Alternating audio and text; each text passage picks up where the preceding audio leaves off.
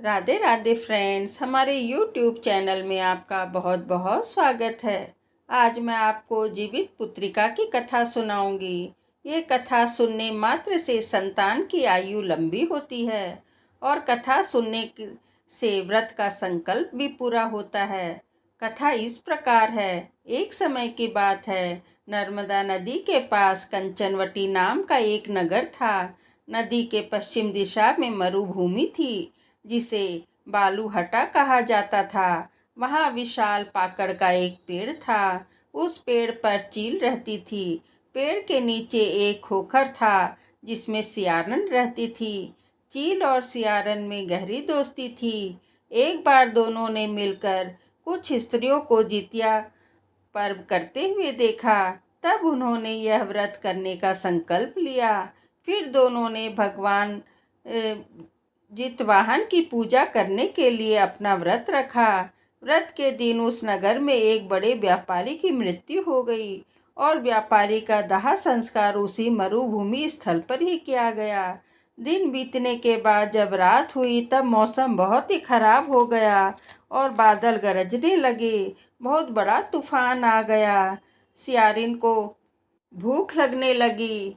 मुर्दा देखकर वो खुद को रोक ना पाई और उसने व्यापारी के शरीर को खा लिया और उसका व्रत टूट गया। पर चील ने संयम रखा और नियम व श्रद्धा से अगले दिन व्रत का पारण किया। अगले जन्म में दोनों सहेलियों ने ब्राह्मण की पुत्रियों के रूप में जन्म लिया। चील बड़ी बहन बनी और उसका नाम शीलावती रखा गया। शीलावती की शादी बुद्धिसेन के साथ हुई। सियारन छोटी बहन के रूप में जन्मी और उसका नाम कपूरावती रखा गया। उसकी शादी नगर के राजा मलाई केतु से हो गई। अब कपूरावती कंचन नगर की रानी बन गई।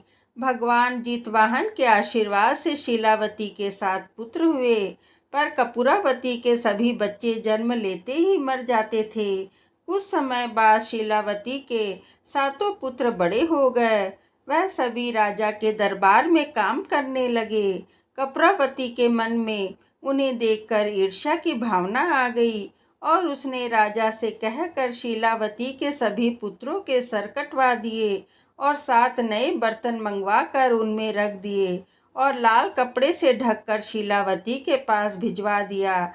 यह सब देखकर भगवान जितवाहन ने मिट्टी से 7 भाइयों के सिर बनाए और उनके धड़ से जोड़कर उन पर अमृत छिड़क दिया, जिससे सभी में जान आ गई और शीलावती के 7 पुत्र जिंदा हो गए और अपने घर लौट आए। और जो कटे हुए सिर रानी ने भेजे थे, वे सब फल बन गए। दूसरी ओर रानी कपूरावती शीलावती के घर से पुत्रों की मृत्यु का समाचार सुनने के लिए व्याकुल थी। जब बहुत देर तक कोई समाचार नहीं आया, तो कपूरावती स्वयं को बड़ी बहन के घर जाने से रोक न सकी और वहां चली गई। वहां सबको जिंदा और खुश देखकर वो बेहोश हो गई।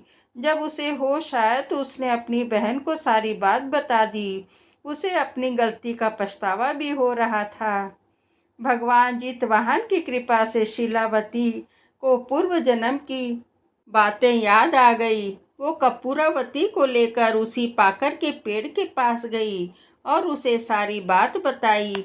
यह सुनकर कपूरावती उसी समय मृत्यु को प्राप्त हो गई। जब राजा को यह खबर मिली तो उसने उसी जगह पर पाकर के नीचे कपूरावती का दाह संस्कार कर दिया।